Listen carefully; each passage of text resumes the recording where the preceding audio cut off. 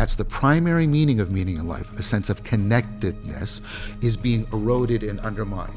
And that's the meaning crisis. For leaders, for all of us, self-deception isn't just personal. It shapes culture, organizations, and the future we're building together. What if success, wealth, and growth metrics weren't actually the same thing as meaning? So the very machinery that makes you so adaptive makes you perennially prone at all three of these levels to self-deception. You could be self-deceived in your agency, in your selfhood, and in your personhood. My guest, John Vervaeke, is one of today's most respected thinkers on wisdom and the meaning crisis. His work shows leaders and everyday people why wonder beats curiosity, why facts alone don't lead to wisdom, and how cultivating trust and humility may be the greatest leadership advantage of all. John is an award-winning professor at the University of Toronto. He has published widely on insight, intelligence, mindfulness, and wisdom. His groundbreaking series that has attracted a lot of attention is called The Awakening from the Meaning Crisis. It sparked millions of conversations worldwide. And today, he's here with us to have a conversation just on that, the meaning crisis. In this episode of the YouPotential podcast, we explore why self-deception traps us, how we can start to integrate more wisdom into our daily decision-making, what we can learn from our ancestors on wisdom, and why rediscovering wonder might be a key to living in this complex world. Let's go.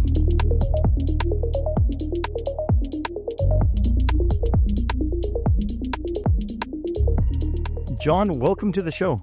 Thank you, Shaun. It's a pleasure to be here. I've listened to your voice quite a bit over the last couple of weeks, and to see you in person and hear that voice, it feels good. So I really appreciate you taking the time to join us on the podcast. Pleasure, and thank you for your hospitality. Yeah. Well, you have looked into meaning a little bit. Perhaps your life's work.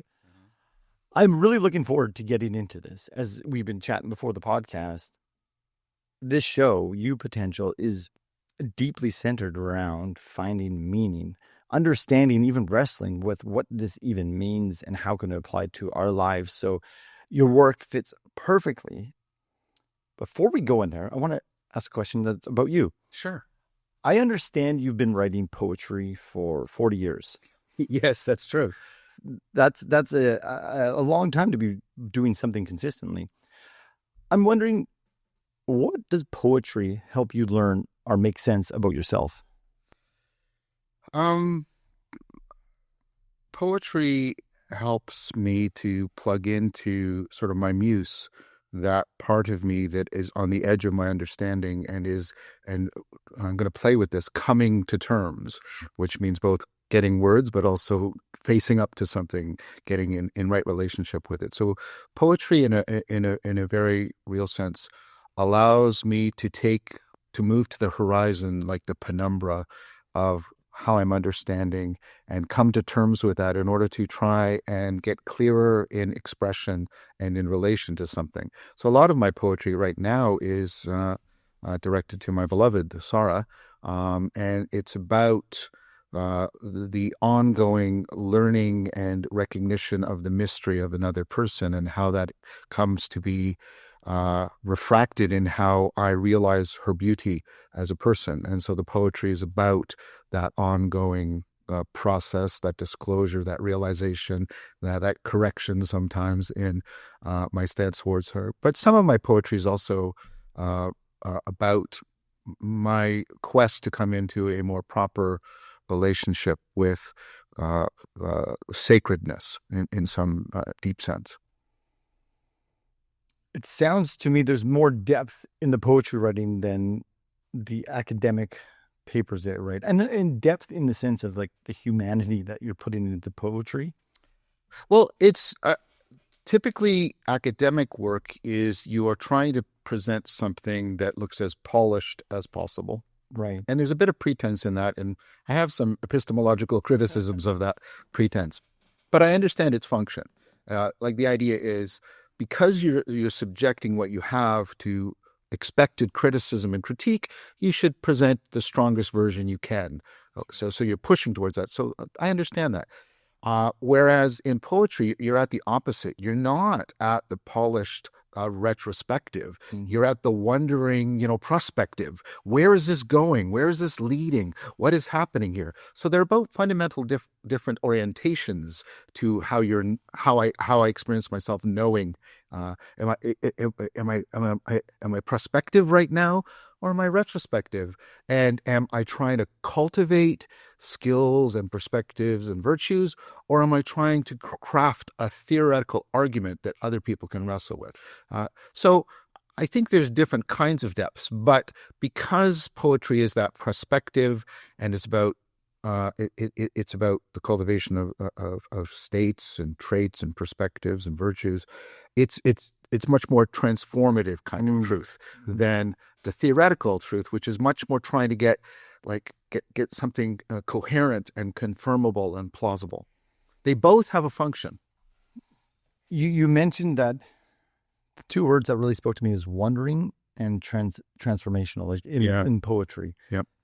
It seems like those two words go together, they help each other out. There's this sense of wondering of the world, which could potentially lead to this transformational side.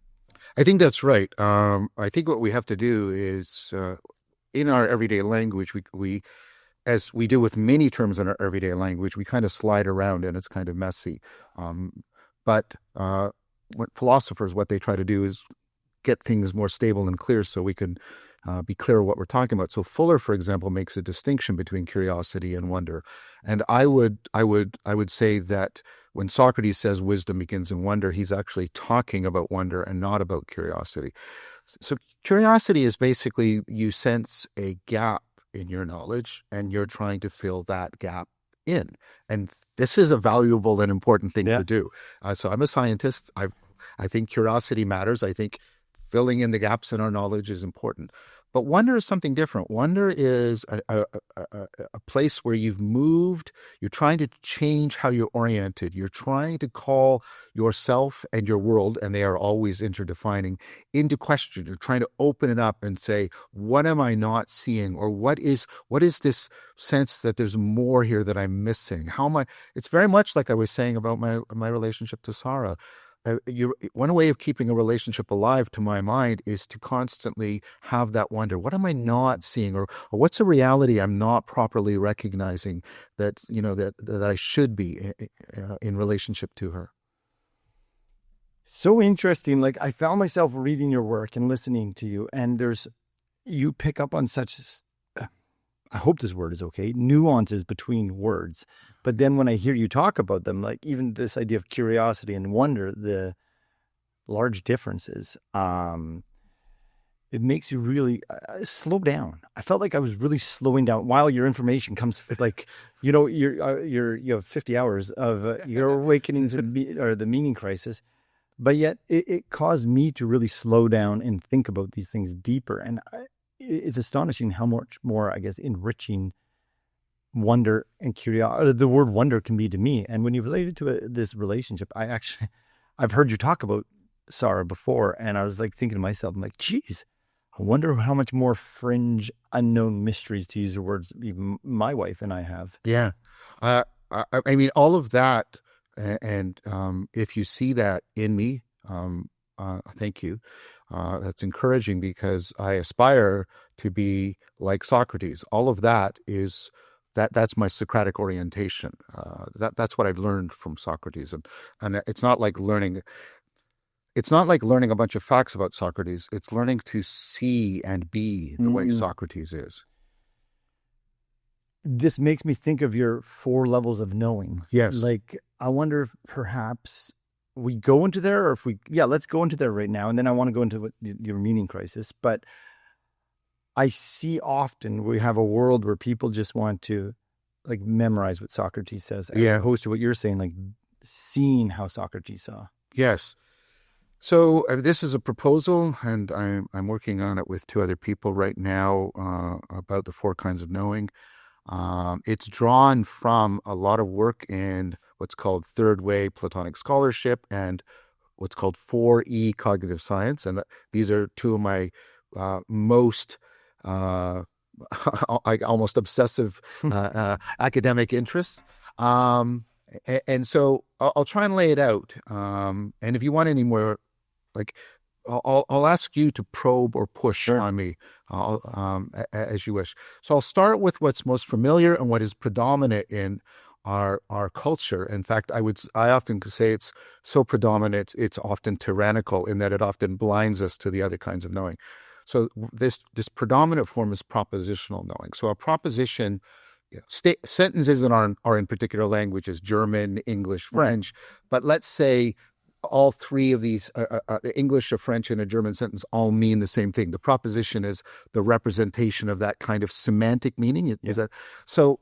Propositional knowing is knowing that something in which you state some fact. Like, I know that cats are mammals. I assume you know that as well. Mm-hmm. Okay. So, and that's stored in a kind of memory called semantic memory. It's where you sort of store facts. And your sense that fact is connecting you to reality is that you have a belief and it carries with it a sense of conviction. I'm convinced that this belief is true. And this is important because this is the kind of knowing that's at the heart of our scientific and our technological endeavors, at least our theory about our technology, right? And so it's dominant. But think about that. Think about this. Someone know how to play golf just by reading a lot of books on golf? No, I've tried it. Yeah, it doesn't work. And same with the martial arts. Now, the books can help once you're doing something else. And this takes us to our second kind of knowing, which is a second kind of learning, which is your procedural knowing. So that's the second P. Mm-hmm. First was propositional, second is P. Procedural is knowing how to do something, like how to play golf, how to swim. And this doesn't result in beliefs, right? It results in skills. And what skills do is they don't give you a sense of truth. They give you a sense of being true to, in the sense of you are causally empowered to intervene and make the world other than it is. Right. Does that make sense? And so you judge your skill on what you're not swimming right now. No. You judge skills about whether or not they're fitting well. And that's that sense of empowerment. And you have a different kind of memory, and it's called by psychologists, prosaically enough, procedural memory. And here's the thing: I can damage semantic without damaging procedural, and I can damage procedural without damaging semantic. So, for example, let's say I damage procedural but not semantic. I can say, "What's that?" And you go, "Well, that's a piano." Do you know how to play a piano? I think I do. You have the proposition, and you sit down. Oh, I can't do it. Now let's do the reverse. I come in and I say, "What is that?" You go, "I don't know what that is. I can't name it." Your semantic memory is damaged. I say, "Sit down." Okay, do something with it. All right. And then you just start playing the piano because the procedural memory is still there. Just a question. I once saw, do you know Dr. John, musician from New Orleans? I've heard. Great musician, a big guy in like voodoo. Yeah. I saw him at a festival called Bonnaroo at like 1 a.m, and he barely can walk on stage. He was like 80 something years old. And like, I thought he might just sing, like not play the piano. He sits down and just, it's like, is it beautifully? Is this because it's so? Yes. So so in aging, or even more tragically in things like Alzheimer's, semantic memory degrades much faster than procedural memory. So he might not even be able to tell someone how he's doing it, but you get him on that. Oh, you don't either. Do you think you could actually, I do this with my students regularly. Do you think you could actually give me the necessary and sufficient set of instructions to tie my shoelaces? No. There you go. I'm trying to think about no. Well, yeah. And that you gave the right answer, because to date, doing this, almost 30 years at the University of Toronto in my Introduction to Cognitive Science course, no student has been able to succeed in this task. Which is pretty good inductive evidence. Yes. All right. So we've got two P's. We've got propositional, procedural. Okay. And let's remember to think about, is meaning in life just therefore about beliefs? Maybe meaning in life also involves skills. Okay. So now the next thing, you have to know when to apply your skills. You have to know what it's like to be you here in this situation. You have to know what it's like when I'm doing it well, what it's like when I'm doing it wrong. Now, what it's like is, by many accounts, sort of the essential feature of consciousness. Consciousness is telling you what it's like right now. And it's giving you, right? And what does that what it's like do? It orients you. You're oriented. I notice you're sort of oriented both cognitively and perceptually this way. You're sizing up the situation. You're foregrounding me. You're backgrounding this. And all your cognition is working in terms of your orientation and your sizing up. And different things are salient to you. Does that? Yes. Okay. That is what's happening. Right. And so that's, and we have a great word for that drawn from the artistic revolution of the Renaissance. We call that a perspective. And we talk about people's ability to take perspectives or change perspectives. Is that okay? Yeah. That's perspectival knowing, right? Yeah. And perspectival knowing has its own kind of memory, too.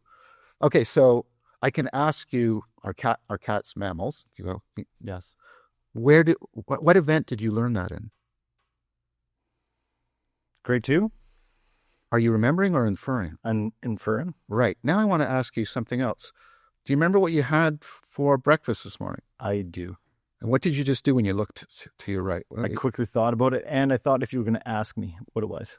And when you thought about it, were you to some degree visualizing it? I 100% visualized it. Right. That's called episodic memory. So what you're doing is you're going back into what it was like, what was the perspective, how was I orienting and sizing up and finding salient the thing I call my breakfast. You were, does that make sense? That does, yeah. That's your episodic memory. And there's some good theory saying episodic memory and consciousness co-evolve, because episodic memory allows you to get very specific knowledge about here now, right? As opposed, cats or mammals isn't here now, right? Yeah. It gives you what's it like to be here now, how things are relevant to you, how are you aware of them, how are you paying attention to them? Does that make sense? That does, yeah. And so here now, how you're oriented. Perspectival knowing has its own sense of realness. It's not truth. It's not power. It's presence. We use the metaphor of present. Are you present right now? Are you here? And so think about this. When I was traveling for the Philosophical Silk Road, Sarah was at home. All my propositional beliefs were still firm. I believed Sarah was still there, that she still loved me. I still had all my skills with respect to Sarah. I know how to treat Sarah. I know how to respect her. At least she tells me I'm doing a pretty good job. But I still missed her because she was absent. Right. And this is why if I said to you, I'll give you power and pleasure that you'll be able to know factually, right? And you'll be able to skillfully interact it, but you'll have no conscious awareness of that pleasure and power. You have to sacrifice your consciousness. Do you want that pleasure and power? If you can't in any way be conscious of it. Okay. So, wow. I got a question unless you want to continue on. Maybe. Well, I can finish the 4 Ps. Finish the 4 Ps. All right. But about the power, I want to come back to. Yes. Okay, so you have an ability to, right? There's some ability that allows you to orient and to connect, to foreground. And there's a process that is allowing you to frame reality. And I talk about this as relevance realization. Right. Right. And notice that... You know what, John? You mentioned relevance realization. Maybe just for the listeners, might not be familiar with that term. Oh, sure. So I think this is one of the two main components of what makes you generally intelligent. It gives you your ability to be cognitively adaptive. And you're doing it right now. Think about the amount of information you could pay attention to in this room. All the thing, A lot. it's combinatorially explosive, and all the possible patterns you could make of all the ways you could connect the dots of all these pieces of information. Yeah. It's more than the number of atomic particles in the universe. Okay. Think about all the information in your long-term memory, all of it, and all the connections you could find a way to make a connection to the lifestyle of aardvarks and Argentinian politics. If I gave you time, you could do it. Do you believe me about that? You got a lot of trust in me. I can tell you got fairly high G, so I have no worries about what I just said. Okay. Okay, so combinatorial explosive. So what you could pay attention to, what you could remember, what possibilities can you consider? How many possibilities? Yes, right? And so here's what you're doing. You're not checking all those possibilities and seeing if they are relevant to the problem of trying to understand this bizarre Canadian professor, right? What you're doing is you are somehow, and this sounds like really counterintuitive, you're intelligent because of your ability to ignore most of that information in what you're paying attention to, most of what you're remembering, but not all of it, and most of the possibilities you're considering. And what you have to, and right, so you can't search it all.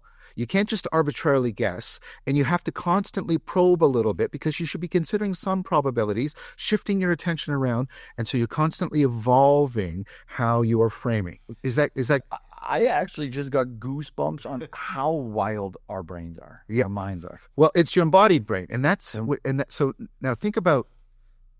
Let's do this. Okay, I just made my finger salient to you, so for a moment it became relevant to you. Yes? Yes. Now, is the relevance in my finger, is my finger always relevant to you? Was it relevant to you? No. Is the relevance just in you? Can you just choose what you want to be relevant? Or can you often be mistaken and misframe and misrepresent, and you have moments of insight when you realize, oh, I was paying attention to the wrong things in the wrong way?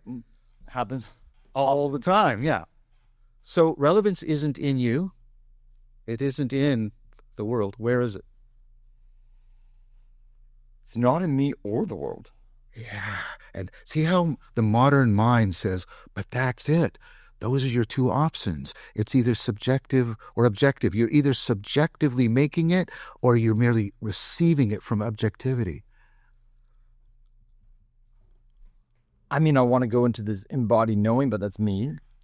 I don't know. It's transjective. It is that which binds the subjective to the objective and the objective to the subjective. And it's deeper than either one of them because you need to be able to do relevance realization to look into objectivity or to reflect on your subjectivity. That's the binding. The binding. It's co-made by you and the world. You and the world participate together in the co-creation of this connection. That's participatory knowing. And that's your sense of realness, of belonging to a world. Okay, so I was with you, and then you said that last part, and I think I came back because I got my mind was blowing up there for a second. So there's relevance realization, like I can attune to what's important. I can cut out all this many different right, but you're not only attuning, though the world is challenging you to attune. It's calling you to a certain kind of attunement. That's why you can sense sometimes you're more resonant with the world and less resonant with the world. Okay. Okay, and then participatory knowing is when we like dance together. Yeah, when the world and you are dancing together. So the way Chris and Philip and I talked about it in the Zombie book, based on the work of Clifford Geertz, you're like there's an agent arena relationship. You're shaping your biology into agency, and the world is being shaped into arena, and those are co-defining. Like to use the metaphor, if you're in a football stadium, you should be a football player or a football spectator. You shouldn't be trying to play tennis. And if you're a judge, you should be going into a courtroom, not going into a rock concert or something. So the culture shock. Well, culture shock is one instance of where your sense of realness, of belonging to a world, of having that religio, that's the Latin word for connection, but it's also possibly the origin of our word religion. That sense of religio, that connectedness, right, has been altered. You also get it when you're when to a significant degree you're homesick. You also get it in various weird circumstances and various psychological disorders. Radcliffe talks about this in his book called Existential Feelings. The sense of realness can warp and change. And sometimes people have moments, 3 a.m., when they wake up and like, what's real? And because what's happened is there's been an alteration of their perspectival knowing, which then reverberates back into that relevance realization machinery. This is how psychedelics work, and changes and opens up a possibility for wonder. Interesting. So this perspectile knowing. So that's knowing through your consciousness. Yeah. And then the participatory knowing is knowing through your unconscious, ultimately your unconscious biology and cognition. I mean, it seems like it has to, not has to, but perspectile knowing needs to be, you need to be able to wonder or see things like the psychedelic drugs. So the order I did is the order of dependency. Knowing that is deeply dependent on knowing how. If you know that cats are mammals, you have to know how to check your memory. You have to know how to make the assertions. You know how to draw the right implications. If I talk to you about cats or mammals and you start talking about chairs, I go, what? Like you have to know how.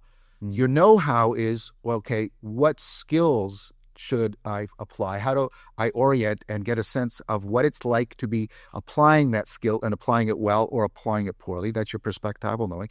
Your perspectival knowing, that ability to find things salient, ultimately depends on your unconscious ability to realize relevance, which is participatory knowing. And is that when we like get to ourself? So I think you are we should be talking about sort of three levels. I think there's a part of us that is our agency. Right? An agency means when you are a thing that is self-organized to seek out the conditions that promote and produce and protect your own existence. So compare a fire, which will burn itself out, to a paramecium, which is self-organizing like a fire, but can seek those conditions that will keep it in existence. It has agency. It can change its behavior to improve its chances of existing. So you're an agent. And so you have an aspect of religio that's at the agentic level, but you're also a temporally extended and a reflectively extended agent. What do I mean by that? You can use narrative, ability to tell stories, and metacognition, the ability to take a perspective on your own perspective taking, to extend your sense of agency. So Bertrand Russell once said, no matter how eloquently a dog barks, it can't tell you that its parents were poor but hardworking. You can use narrative to extend the sense of who and what you are deep into the past, deep into the future, and you can also have a reflective relationship. You can know your own agency in a reflective manner. That's to be a self. Now, that temporally extended agency and reflectively extended agency puts you into community with other selves. So we have good evidence that there are organisms other than us that have a sense of self, like chimps and elephants, probably crows and ravens, probably octopus, probably dolphins. But elephants and chimps, really clear. But we also enter into, when we become capable of narrative, and we have to learn it. That's why we practice it all day long, and we practice it with our kids. I had to sit through the Teletubbies twice in my lifetime, right? And we have to practice taking perspectives. Like a 3-year-old, if you ask a 3 or even an early 4-year-old, what's going on in your head? They'll say blood. They can't do that reflective thing. That's a skill you have to, and you build it up by imitating other people taking a perspective on you. That's how you build up your ability. So we are bound to other people and culture. And unlike chimps and elephants, we're not only selves, that we are selves in community. We are selves that are do things not only because we desire. We do things because we feel a normative obligation as to what we should do. So we are concerned about correcting ourselves in terms of what is true, good, and beautiful, so that we are persons. You say what we should do, what is true and beautiful. True, good, and beautiful. True, good, and beautiful. It seems like the origin of what we think is we should and true and beautiful can get distorted. It can get confusing. It has to, in the sense of it is a perennial possibility of self-deception. Let's go back to relevance realization. Let's go back to the fact that you are intelligent by ignoring most of the information, and yet you have definite experiences that sometimes the information you're ignoring, that what you have found obvious has made you oblivious to what is really going on. Yes? Yeah, that's right. So the very machinery that makes you so adaptive makes you perennially prone at all three of these levels to self-deception. You could be self-deceived in your agency, in your selfhood, and in your personhood. And is this part of the crux of this meaning crisis? So that what I just described, and this is again work. I'm just going to say this carte blanche. A lot of what I'm saying is bound up with the work of my dear friend Christopher from Master Perpetual. We do a lot of work together. It's also a bunch of other people work on relevance realization. So I just want to give a lot of credit. Yeah. Okay, those problems, like the problem where I sense that I don't have any agency, like I'm losing agency. Mhm. My actions are absolutely like that's anxiety. That's existential anxiety. That's like like what's going on, right? And then there's I lose. I lose selfhood, and this can be a kind of perspectival absurdity. It's all absurd, right? Doesn't make sense. There's no perspective that is any better than any other or that I should take. And then at the level of personhood, it's a profound alienation. Well, I feel disconnected from what's true, good, and beautiful. I feel no call. Should I go this way or that way? I feel radically beset. Those are perennial problems that beset human beings because the self-deception at each one of those levels, agency, selfhood, and personhood, is complex and always possible. And it has a life of its own because it's part of that very self-organization that makes you the institutions, the role models, the ecologies of practices that give us entire sets of virtues. And a virtue integrates belief, skill, perspective, and character, all four kinds of knowing, right? We have lost the places and the people that give us ecologies of practices and role models that we can internalize and traditions that we can belong to and acculturate within in order to cultivate overcoming self-deception. That's wisdom. And as we lose the ability to intervene in our self-deception, all of those elements of religio, of connectedness, and that's the primary meaning of meaning in life, a sense of connectedness, is being eroded and undermined. And that's the meaning crisis.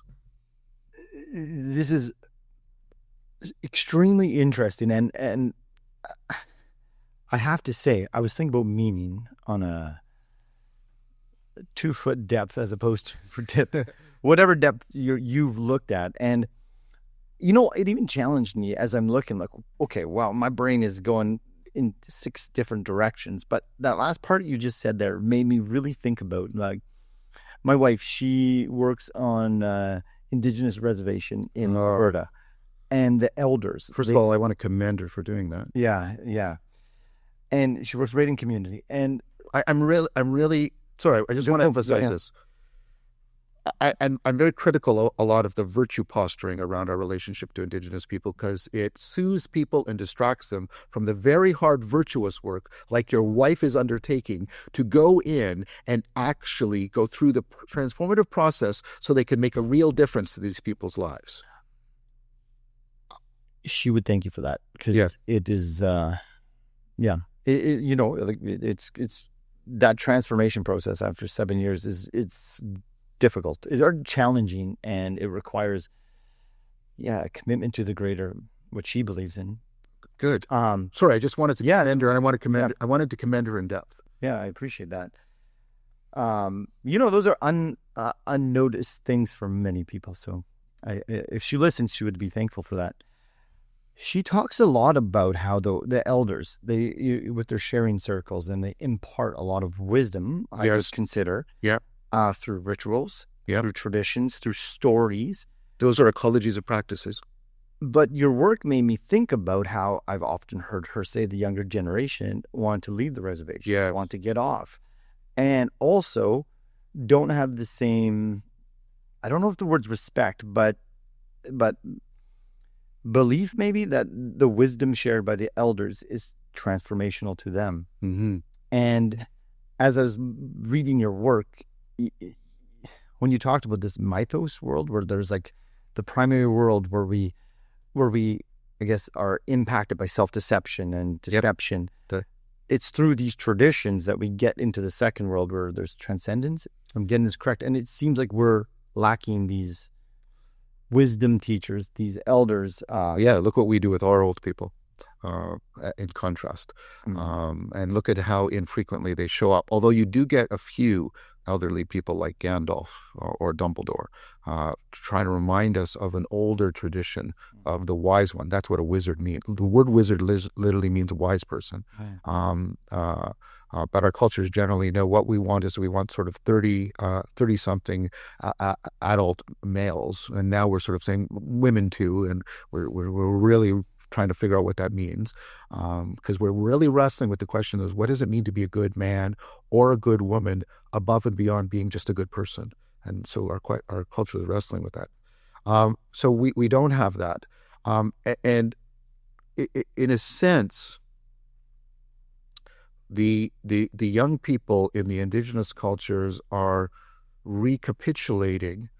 They have their unique problems, so I'm not trying to dissolve that. I'm just making a connection to help make a connection, Right. Which is that, recapitulating what the West has done, we have basically cut ourselves off from our elders. We have cut ourselves off from our own wisdom traditions, our own wisdom institutions, our own wisdom role models. And we have pivoted towards, I don't want wisdom, I want knowledge. And what that, when you disconnect knowing that from all the other kinds of knowing that very quickly degenerates from knowledge into mere information. And then we try to compensate for all of that lack by more and more information, which only makes our self-deception, our proneness to bullshit, more and more pronounced. Man, proneness to bullshit seems like it's a heavy load to fight against or see past. So it is, and one of the things that I try to do in some of my work is Socrates sort of confronts. Now, the degree to which this is historically accurate, or the degree to which Plato is creating great art or great literature, I don't care to decide. I don't think anybody can decide definitively. And I don't think it's important for the point I'm trying to make. He confronts the sophists, and the sophists are the people who invent rhetoric.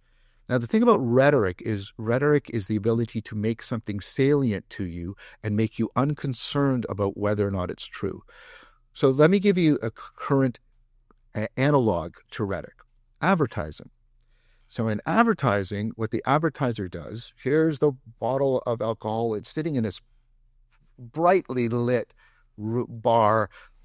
Gorgeous, sexually attractive people, clearly totally sober, are there, and they're enjoying each other, and there's lots of sexual tension, but it's all healthy and well done. Go into a bar. Is that what bars are actually? In Edmonton, that's what they look like.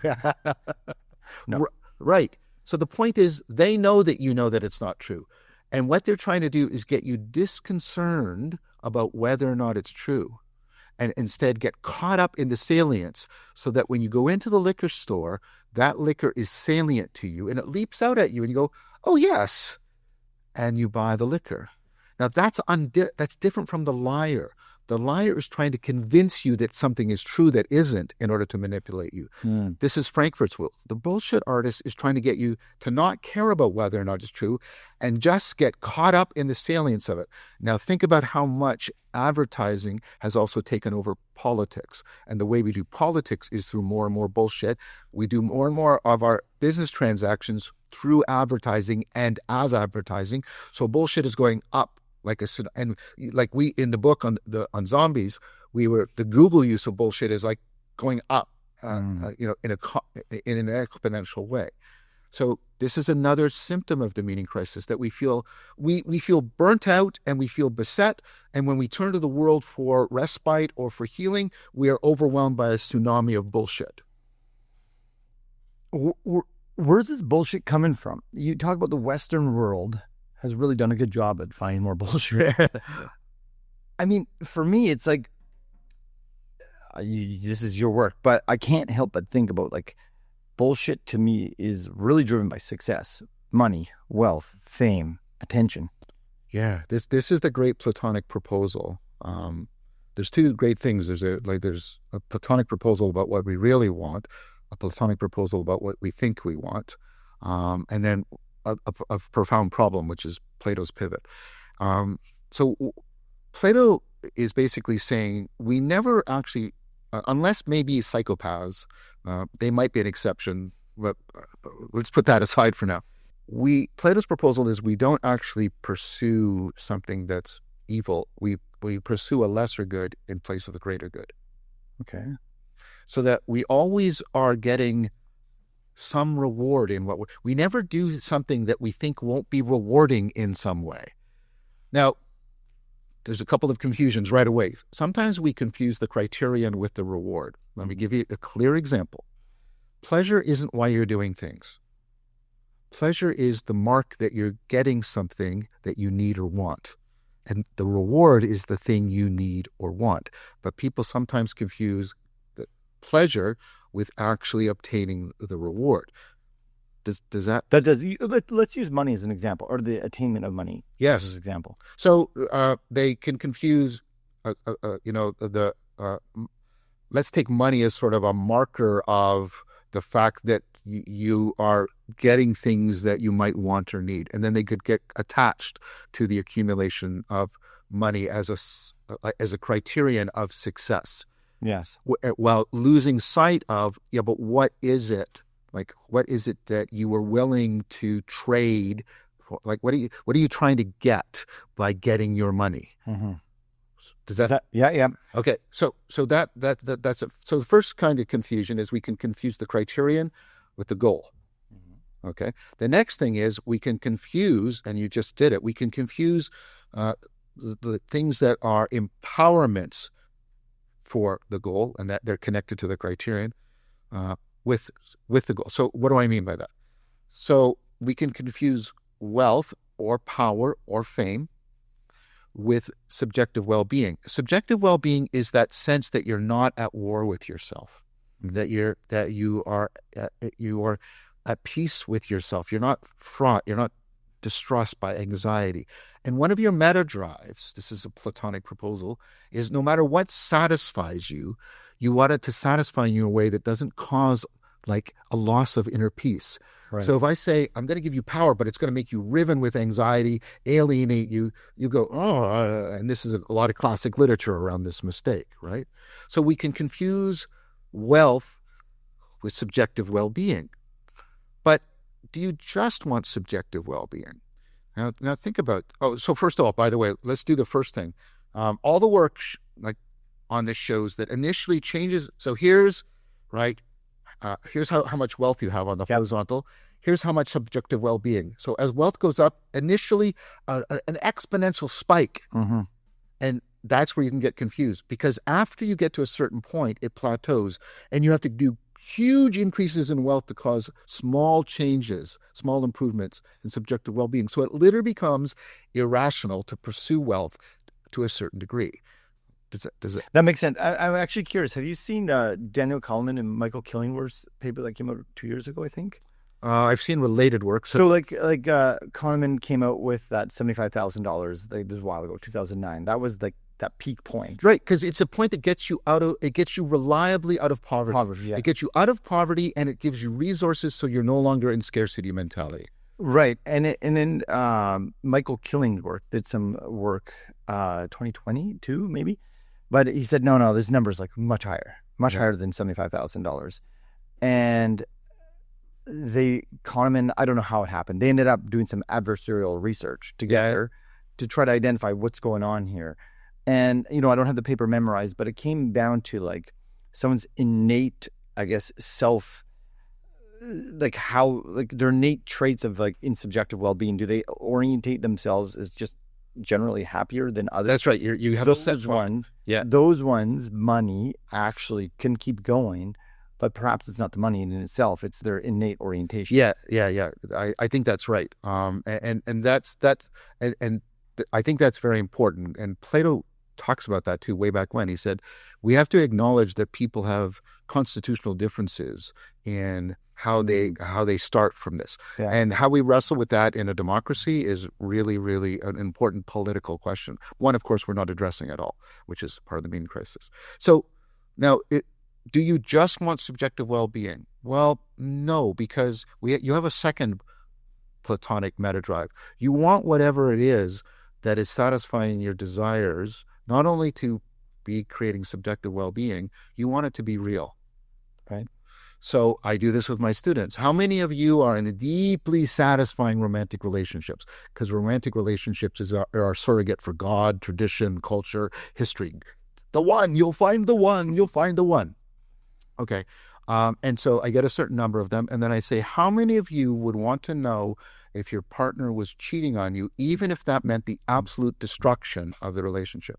And the majority, like somewhere between 95 and 99%, put up their hands. I talk in privately to the ones who don't, and it's usually for sort of pathological circumstances. Okay, because right. I was wondering. Yeah.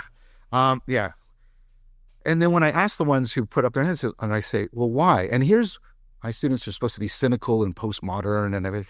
And they say without hesitation, well, because it wouldn't be real. It wouldn't be real. We need it to be real. And Nozick made this famous with his experience machine. And we played with this with The Matrix as a movie and reminding people, you want the desert of the real, not the great fantasy, and all that sort of stuff.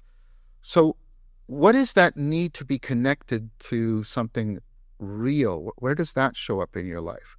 Well, let's think of a moment where you're willing to sacrifice, or I'm willing, or many people are willing. I don't know about you, but I have sacrificed my subjective well-being. I've watched my wealth go down, my health go down, my social life go down.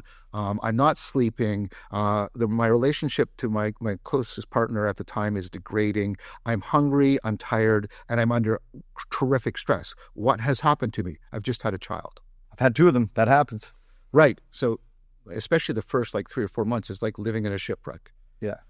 Okay. And when you ask people, why are you willing to sacrifice so much subjective well-being?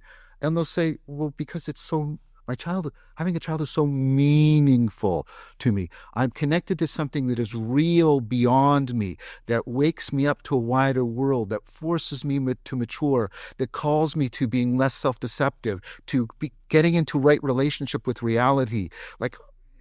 Yeah. Yes. It's like, I get the sense this meaning crisis, part of it is too inward focus, where a child is, you got to think of the outward. Okay, Shaun, that is exact. So first of all, did I answer your question about how we can get confused about wealth and subjective well-being? Everything you keep saying blows my mind. I forget what my question was. Yes. Hi, it's Shaun. I know I'm breaking into the conversation just for a moment. There's good reason. If you're here, it means you care about living with more purpose, more meaning, and deeper connection. And that's exactly what the YouPotential podcast is all about. When you hit that subscribe button, conversations like this, the ones that challenge you to think differently and open to new possibilities, keep showing up to you every week. And when you share this episode with someone you care, you're not just passing along a podcast. You're giving them a chance to reflect, to grow, and maybe even to reimagine what a good life can look like for them. So please take a second, subscribe, share it with a friend. Let's spread the conversations that truly matter. Now back to the show. So let's go to the point you just realized, because I think it is a really astute realization, and this is work I'm doing with Arjun Aurora.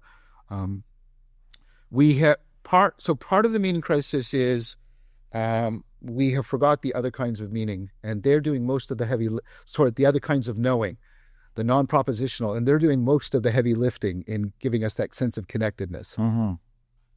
And we've lost our wisdom traditions that helped us with that. Another one is we're confused about wealth, subjective well-being, and meaning in life. And our culture does that because the tsunami of bullshit is just preys on that confusion. And if I can confuse you into believing and acting, not just believing, acting, that you can collapse meaning in life into subjective well-being and subjective well-being into possessing things, I can pull that down. If I can get you to collapse your meaning in life, yeah, your sense of connectedness and realness into subjective well-being, yeah. I feel good, and then I can get you to reduce feeling good to just being impulsively gratified by wealth, power, or fame, I can sell you a lot. Isn't this how we operate? Yeah, that's part of the meaning. Unfortunately, yes. That's why we burn out. We vacillate between burnout and boredom. And as we turn to the world, we're going through the trust apocalypse, as Karen McCammon says. Our trust in everything is dropping. So we're radically disconnected, and the world offers us no help. So we go burnout, boredom, turn to the world, bullshit. And then We numb it and we look at this social media. Yeah.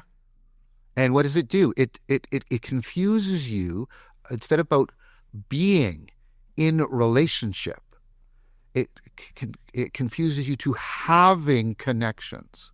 Which, as you're saying, having is not going to get us to the meaning that we desire. That's right. Because and this is Eric Fromm's notion about sort of modal confusion. We have sets of needs that are met by having things. I need to have water. I have to control it and ultimately consume it. Water and air and food and medicine and shelter, right? Mm-hmm. And so there's nothing wrong with that. Like if I don't, but this doesn't matter if I don't get those things. But there are other needs that are met by developing. These are the being needs. You need to become mature. You need to become honest. You need to become a person. These are not met by having, they're met by undergoing transformation and learning and maturation.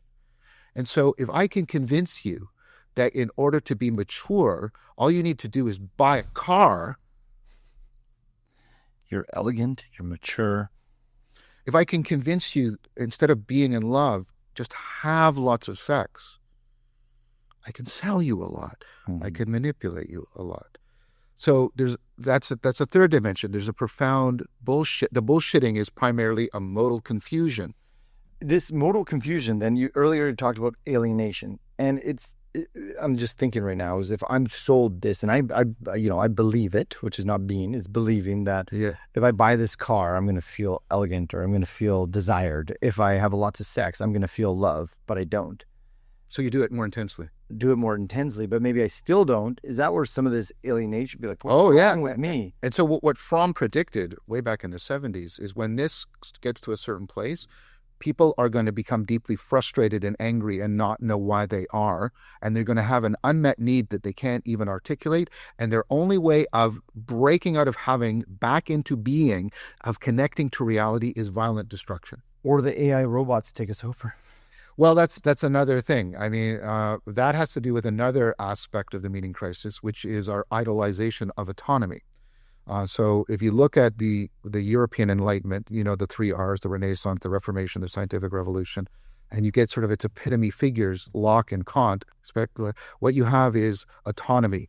And our culture just loves autonomy, and it confuses authenticity with an autonomy, but that's another thing. Autonomy. And the problem with that is, in autonomy, what autonomy does is it isolates you. It makes you... So we say ridiculous, and I mean that strongly. We say ridiculous thing, which is, I will give myself meaning. That's not how meaning works. This is very powerful arguments by the 2 greatest art philosophers of the 20th century, Heidegger and Wittgenstein. Meaning has to be shareable, and there has to be a normative standard. I can't just right now, even semantic meaning. I can't just okay. Did that work? No, because it's not shareable, and you can't correct me on it because it's not shareable. Meaning has to be shareable, and it has to be correctable. But if we think of it as a personal preference, I'll just make it for myself. How is that any different from self-deceptive, impulsive preference? Well, the answer is it's no different. It doesn't do what you're getting with the child, which is a connectedness to a reality that challenges you to wisdom and maturation. I find myself, and this is self-deception, I think, happening, where it's like, gosh, this stuff is so deep. Like, maybe I should just go down country road, listen to some country music, and get a 6-pack of beer and just put my feet up. Your last part, though, about the kid, like having the kid, this outward look to somewhere else. Being a father is just incredibly fulfilling and meaningful that I could not, I guess, could give myself. And you share it with your spouse, my friends, even the other dads, your friends, your extended family. They all, and notice I'm going to use this and I'm being ironic, they all buy into, notice the pejorative language here, they all buy into or invest. Notice the modal confusion in our language, in this. What we really should be saying is they're all participating in the way in which meaning emerges in agency, selfhood, and personhood from that primordial relevance realization. So for people listening, I mean, not everyone has a child. And my lens or my viewpoint, or I guess my... Is your child sacred to you? Yeah. Meaning there's no price you would pay. Like if I'll give you $1 million and I get to kill your kid. Jeez, no. 10 million. No. Right. Why? Because it's... And by the way, I agree with you. Yeah. I'm not a monster. I'm trying to provoke you into like, why? I'm trying to get you to wonder why. It's the greatest thing I've ever had. Do you have a child? I don't have a child. It's the greatest thing I've you belong to. I've belonged to. That's right. One day the child's going to go. So you're connected to a reality that is greater than your egocentric preferences. And you feel obligation and love. And so you are participating in a greater reality that challenges you to correct and transform yourself to come into a more and more conformity and right relationship to that. Mm-hmm. And when you have that and other people share that and they can correct you, your wife can say, you're not being a good father right now. And you have to listen. Yes? Mm-hmm. That's the sacred. Now, I agree with you. I have children. Children are sacred. Are they ultimately sacred? Are they the most real for everybody? No. So we need a sense of the sacred that not just binds us to a few friends and family, like our kids do. We need a sense of the sacred that binds us together in a very comprehensive fashion, and that gives us role models and traditions and ecologies of practices for cultivating wisdom. That is what religion did. And what has happened because of the European Enlightenment, and I'm not nostalgic. I don't want to go back. Mm-hmm. I do not want to go back. One more time, I do not want to go back. Okay? And I also don't believe in utopias because that's just pseudo-religious political bullshit, right?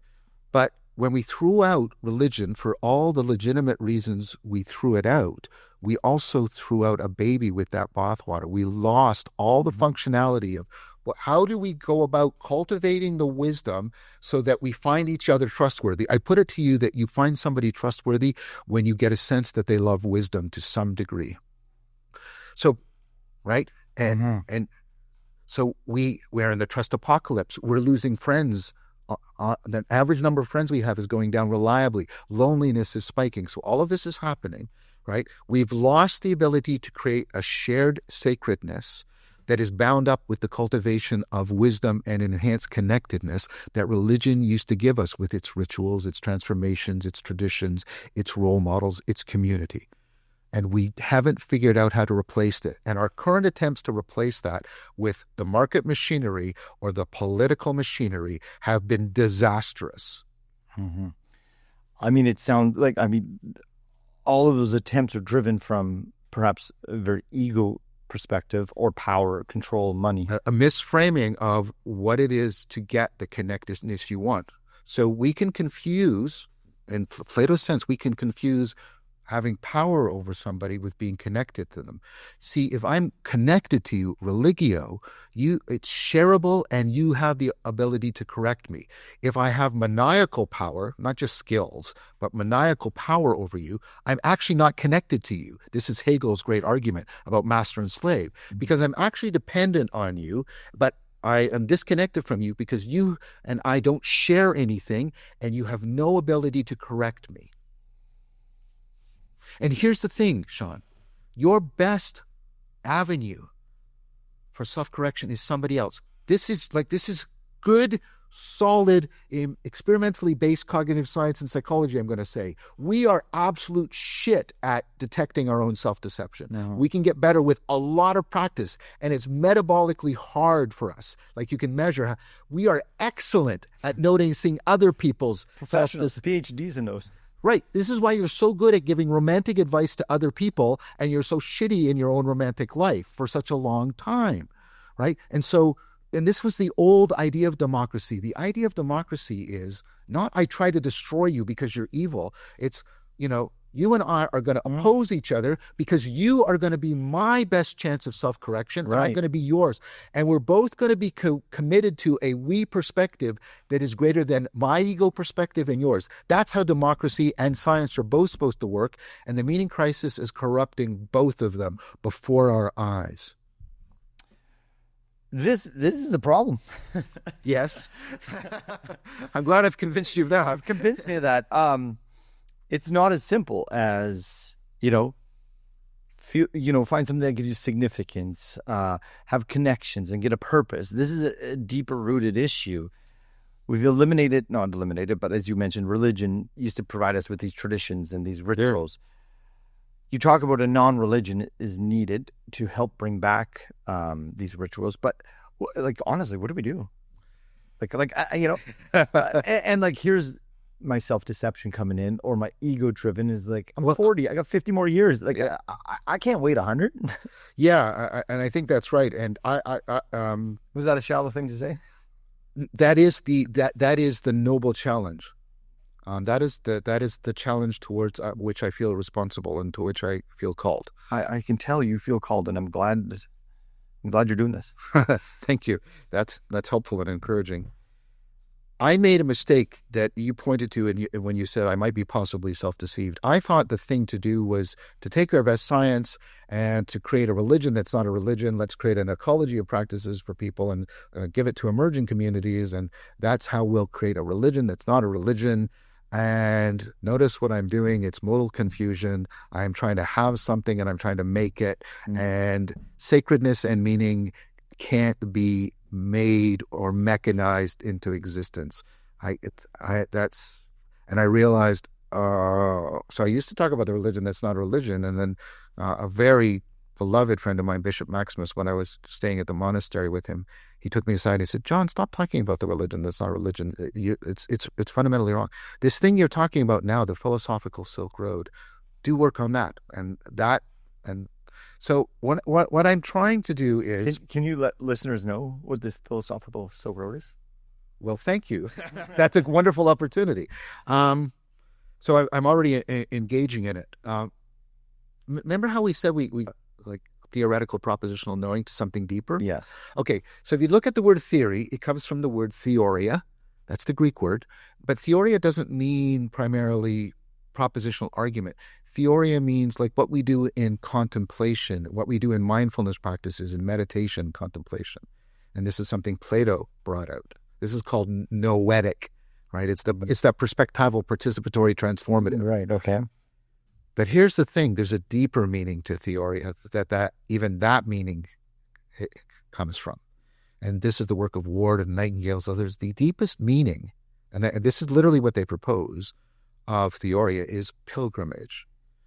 Pilgrimage, and what's a pilgrimage? So in a pilgrimage, I realize that the kind of change I need or the kind of change you need is not going to be met by giving you arguments or even giving you practices, because you and I are encompassed in this really powerful cultural grammar that is locking us into place. I don't know if it has ever happened when I give someone information and their whole embodied perspective, they're like, oh yeah, you're right. Yeah. Unless they're on the cusp of getting that realization on their own. So and this is inspired by a Canadian philosopher, Charles Taylor. I call it meta-noetic passage because I don't like his name for it. But what you do in pilgrimage is you go to another place that's different enough, and it makes you reorient, recalibrate, reshape your identity and your agency, right? Because you're doing a bit of culture shock. You mentioned it earlier. And so I have to reorient. And so it's like I'm putting on new glasses. And this is what an anthropologist did when they do ethnography and they go to another culture. They learn how to put on different glasses. And then you look back at where you were and you realize, because I'm outside, because I'm now wearing different glasses, you can see how you cannot see from inside the way that previous perspective was binding and blinding you and prejudicing you and thwarting you and warping you and engendering self-deception. And you go, oh. And then that opens you up, and then you go to the next place and you look back and you go, but that one was also.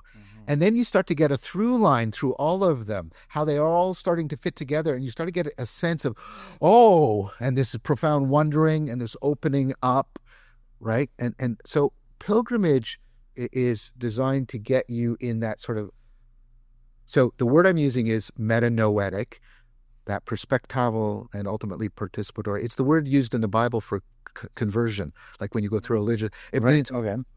a fundamental change in how you're seeing and being in the world, turning around, reorienting in a fundamental way. And the idea is, what I'm trying to do in the Philosophical Silk Road is I'm trying to find a through line through various traditions, to various religious and ultimately non-religious homes. And so find that through line by going through the passage so that I can potentially afford people a vocabulary so that they move out of the vicious courtroom of adversarial debate that besets our society, and they move into a courtyard of what is happening between you and us, you and I, and us together, which is, you know, those conversations that take on a life of their own, and take you, and you don't have to agree at the end of the conversation, but you both say, thank you. I couldn't have got here without this. And so you've both gone through, like we call this dialogos, the logos, because the word dialogue in English is too weak. It's this shared flow state, this reciprocal opening, this mutual transformation.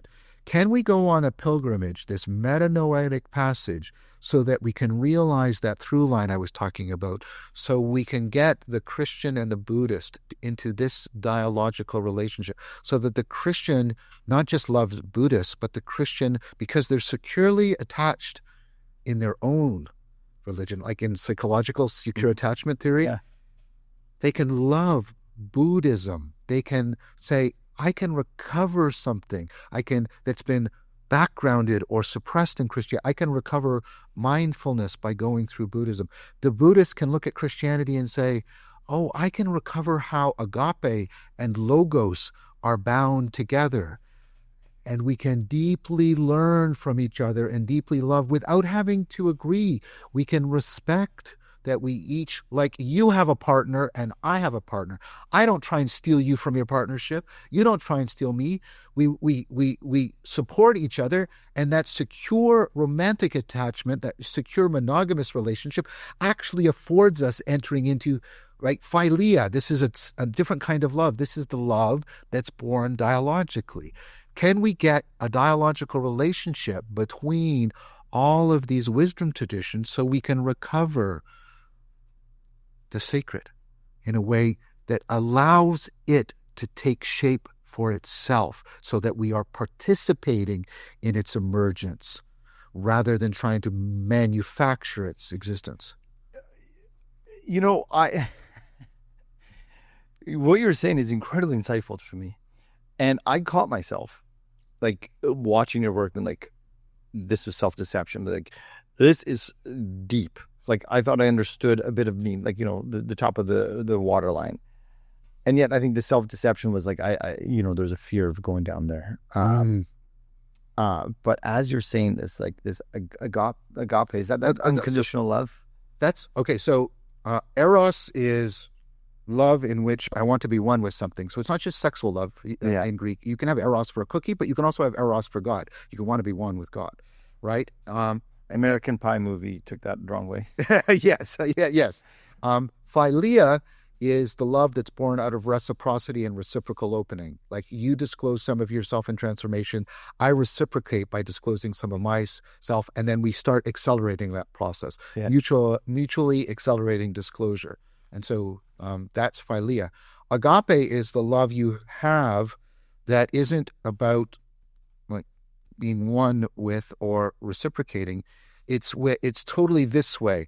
I bring a child home from the hospital or wherever they were born. Obviously, morally, I should treat the child as a person. Like, killing it would be wrong. But what I mean is, I love it in order to give it agency. In order to help give it selfhood, in order to help give. I give of myself, and I make myself, and I sacrifice myself to try and cultivate and enhance those conditions that will turn that being into an agent, self, and person.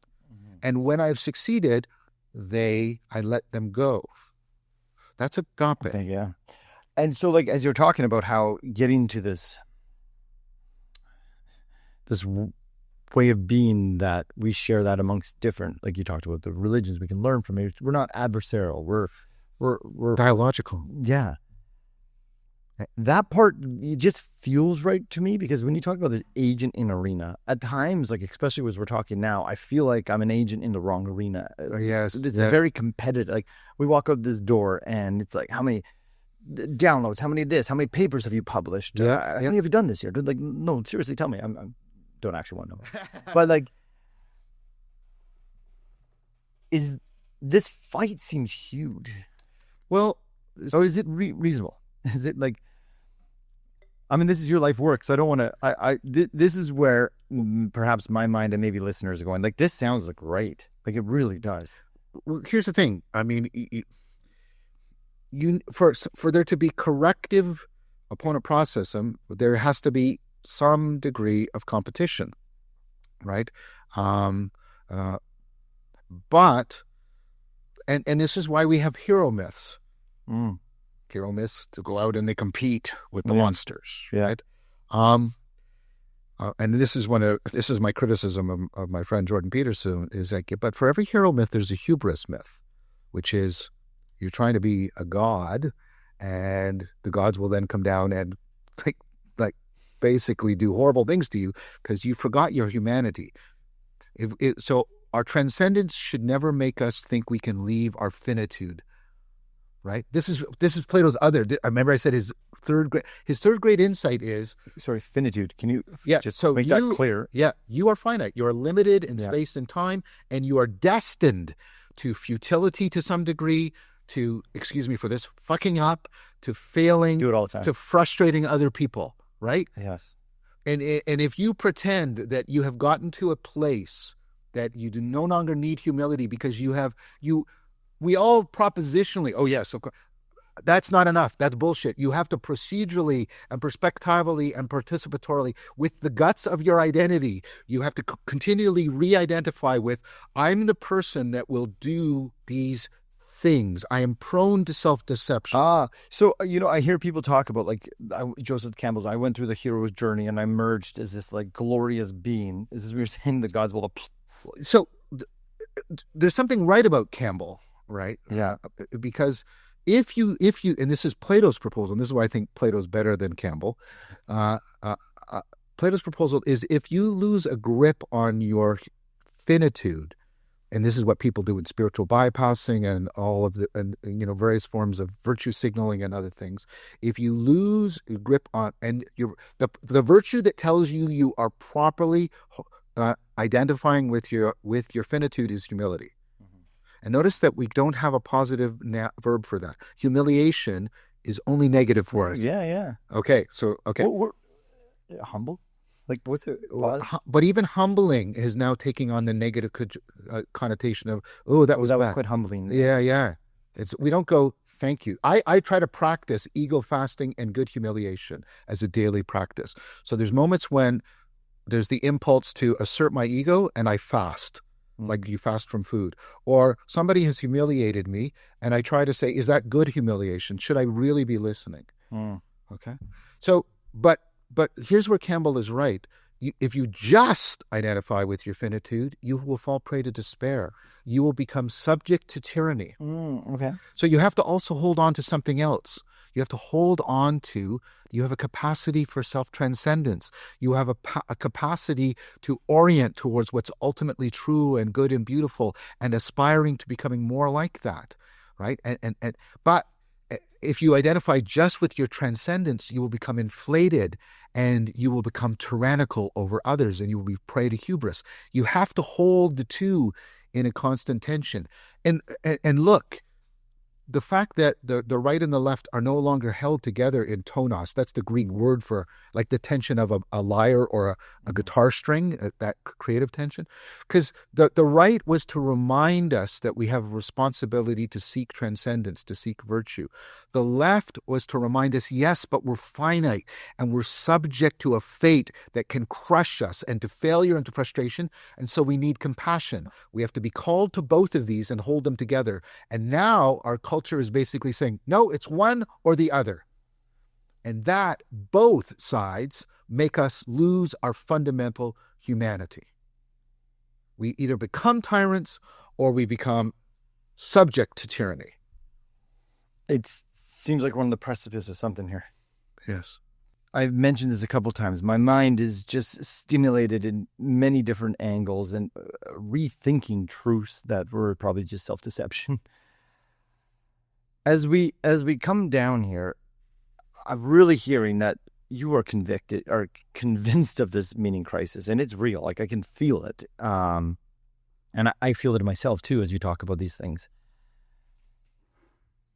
For listeners who, we're in this arena, call it, right now, that we've created that might be full of self-deception. We might even be deceiving ourselves. I don't know if we have time for this, but even the self-help world is like, the self-help world is largely contributing to the problem because it reinforces the standard cultural notion of meaning as something that I personally possess, and that is disconnected from any requirement of realization, maturation, or the cultivation of wisdom. No other culture has separated meaning in life from the cultivation of wisdom. Ours alone does it. And we think meaning in life is just about sort of being true to your true self, and it's something you possess.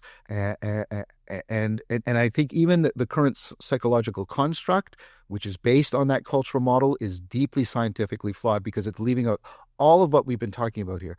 So that the self-help movement, largely powered by a psychological construct that I used to also promote and I now criticize. So self-criticism here, self-correction, right? That's why the self-help industry is largely the failure that it is. Like trillions of dollars in sales, 5% success rate overall. I wish I had that kind of occupation where the university gave me vast amounts of money and I only had to succeed in 5% of my endeavors. So the self-help is largely not going to help you. It is going to enforce a model of meaning that seems comfortable to you because it fits in with the cultural model that we have all absorbed, but it is actually not challenging you the way a good religion used to. So this might be just some dissonance happening, but I could imagine some people be like, well, this other shit seems deep and hard. Maybe just give me a little comforting. Like, just give me that book to make me feel good. What would you say to the people who like are listening and like, yeah, this resonates? And it's like, almost like, you see the ocean and it's that awe or that wonder and you're like, this feels good. But like, and you get nice vast different lenses. Like, at least for me, the ocean, the mountains do that when I feel like I'm insignificant compared to these things. My thinking is different, but then I go back to the real world.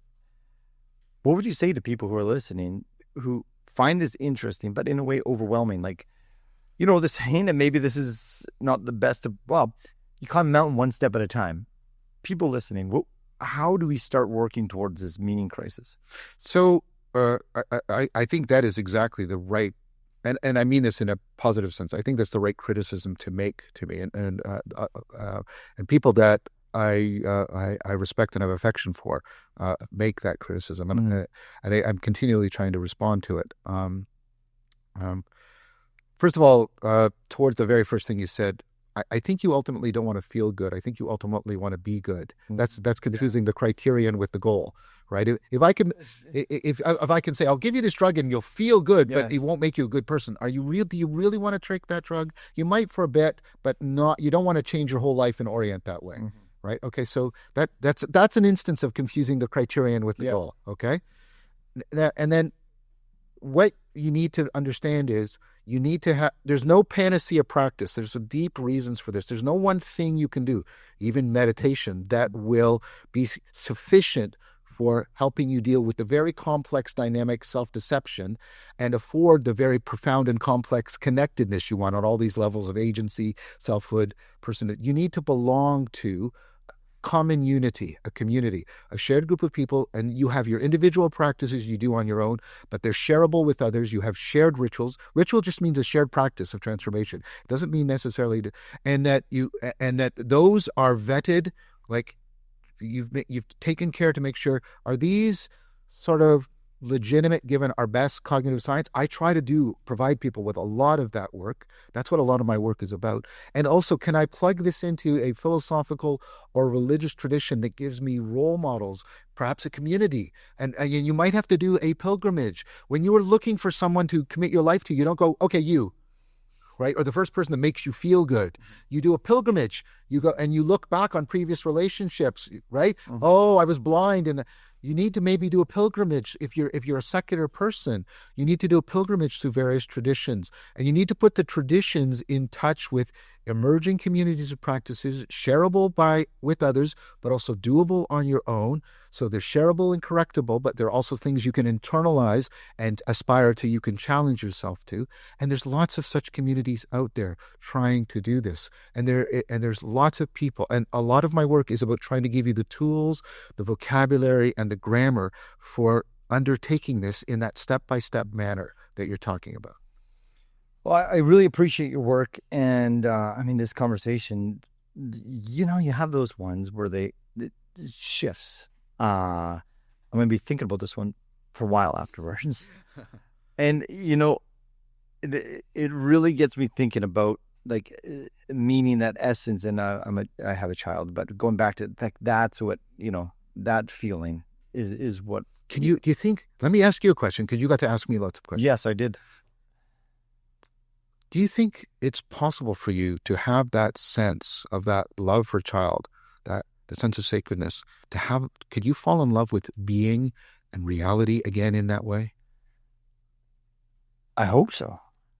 Excellent. That's exactly the right answer. I never thought about that though. Like about being. That's the challenge I want to give everybody, myself included. The real hope, the real faith that it is possible for me to cultivate so that I can participate in the emergence of that love for what is ultimately real, such that I find it sacred in the way I find my child sacred, or this work of art sacred, etc. Well, John, I appreciate the work you're doing. I don't know if it's out the Silk Road or the... There's a couple videos out right now on philosophical support. Okay. Yeah. Well, the big thing, we've got over 40 hours of already recorded. So the big thing is coming. 40 hours of the filming. Philosophical Road. Oh, yeah. And you already have your 50 hours of the meaning crisis. Yeah, and also 26 hours of a week after Socrates. After Socrates, if you're interested in the Socratic way, I'm not saying it's the only way. I am not saying it's the only way. But I did point out how it's to a large degree my way, and other people have found it attractive because it's from our own heritage. There's an entire video series about giving you the theory and the ecologies of practice, and potentially linking you into community if you want to take up the Socratic way of cultivating wisdom and meaning in life. And Socrates said, and he died for it. He was willing to die for it. The unexamined life is not worth living. And Carl Jung said, what's his? It's very similar. Until we look at our past, we're going to continue. It's going to continue to guide. That's right. Us, and we're going to call it fate. Yeah. If we can't wake up from the past, we're going to be continually blind to the future. Mm-hmm. We've got a lot of reading to do, John, but I appreciate it because you know what? I got one shot at this life. Yeah, me too, man. Me too. And I'm a lot older than you, so I'm beset by a lot more failure. My finitude weighs on me a lot. And I don't want people, I am what Plato advocated for. I am a lover of wisdom. I am not wise. I love wisdom. I study wisdom. I aspire to it. I try to model it for other people. But I like you, I feel beset by how large the task is. And I want to express sympathy to people who are going, wow, this is a lot. Yeah, it really is. Yeah, but those big transformational changes all the time, it takes work, and it first looks like a big mountain, but you know what? If you take one step, you get to the top. Well, I'll quote Socrates, maybe that'll be the last thing I'll say. He who would move the world must first move himself. We need to fix the world. The world is in deep trouble at a global level and at local levels, and we have to reorient people back to wise meaning and a sense of the sacred. if we're going to give them the wherewithal to deal with trying to save the world. Yeah. Can't do it the other way. That's right. I've asked the last question to everyone. I'm going to throw a little change in it because it's about meaning, but we've already landed on that. But let's imagine your life is at its end. Finitude has come. Yes. As it will. You find yourself sitting on a front porch, looking out at a view that gives you complete peace, ease, and contentment. You decide to write one more poem, say, about what you learned was a key to live a good life, a life where John said, I did it, I lived a good one. What would that poem be about? It would just be sort of 2 lines. It would be, learn to love wisely and become trustworthy of others loving you. I think that solves a lot of this crisis. Easy to say. Easy to say. John, where can people find your work? You've got so much out there. So I mean, the book version of the first half of the video series is there, but I think the book version of Awakening from the Meaning Crisis, available on Amazon, is better. It's improved over. I mean, many people, and I'm not saying do this, but many people watch this series and read the book. So or some people prefer one rather than the other. They're both there. There's the book from Amazon. There's the video series on YouTube. The video series, there's Awakening from the Meaning Crisis. There's After Socrates.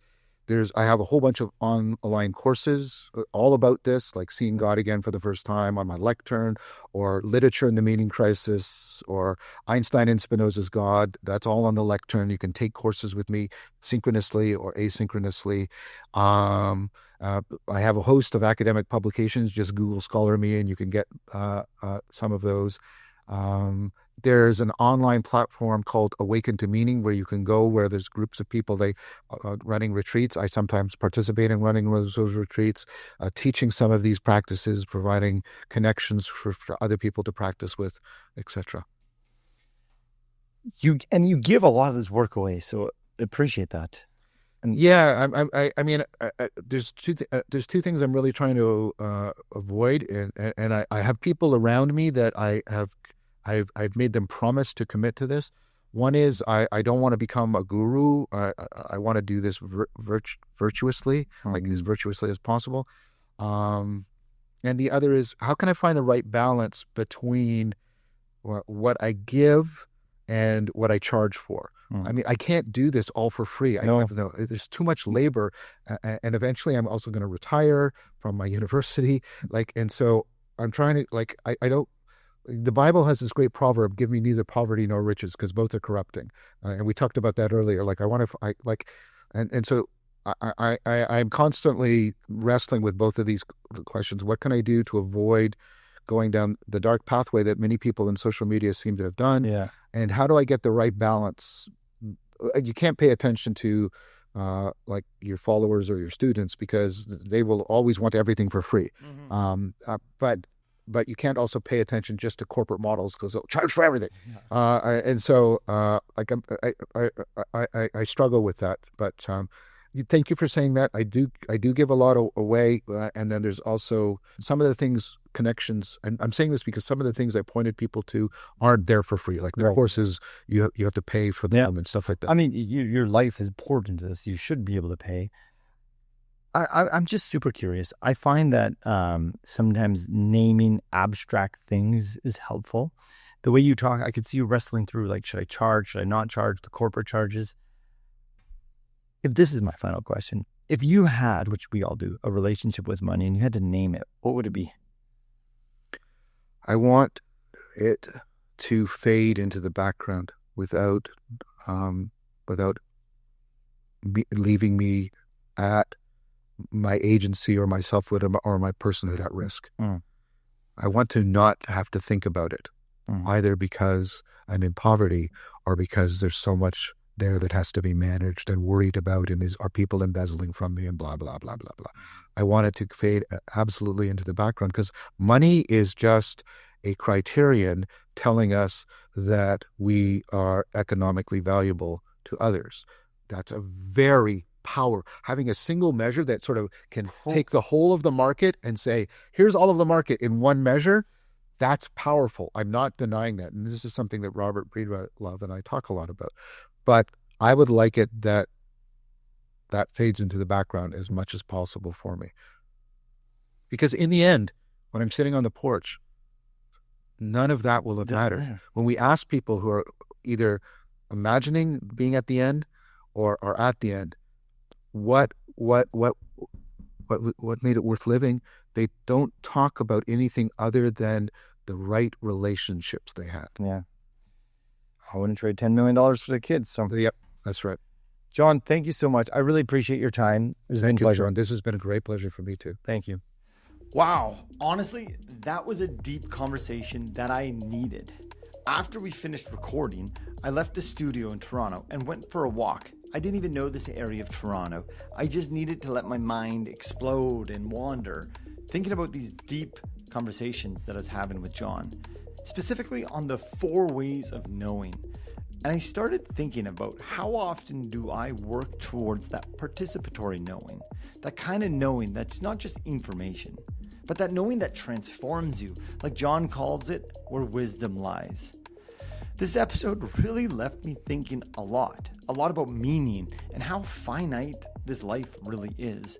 And how do we balance this drive for growth, success, etc., with the simple beauty of just being in life? So after reflecting a lot about this episode, here's my reflective question for myself and the listeners. What meaning brings you a deep sense of joy and contentment in your life? Because sometimes it's not the answers that change us, but the questions. If you enjoyed this episode as much as I did, please make sure to follow and subscribe to the show. We appreciate it. And if you like this conversation with John on meaning, I know you're going to love episode number 15 with Fink Martella, where we explore why meaning matters even more than happiness. Until next time, have yourself a good one.